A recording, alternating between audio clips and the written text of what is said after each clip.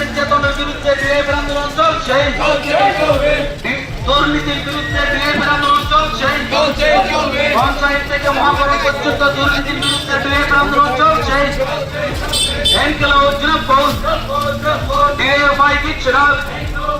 রাজ্যের বেকারদের কর্মসংস্থানের দাবিতে ডিএফ আন্দোলন চলছে। রাজ্যে পরে থাকা হাজার হাজার শূন্য পদগুলিতে দ্রুত নিয়োগ করতে হবে। হাসপাতালগুলিতে ডাক্তার ও নার্স নিয়োগ করতে হবে। বিদ্যালয়গুলিতে শিক্ষক নিয়োগ করতে হবে। বছরে 2 বার ট্যাট পরীক্ষা নিতে হবে। বিরুদ্ধে ডিএফ আন্দোলন চলছে। রাজ্যে খুন সন্ত্রাসের বিরুদ্ধে ডিএফ আন্দোলন চলছে। কর্মসংস্থানের দাবিতে ডিএফ আন্দোলন চলছে। পরে থাকা হাজার হাজার শূন্য পদগুলিতে দ্রুত নিয়োগ করতে হবে।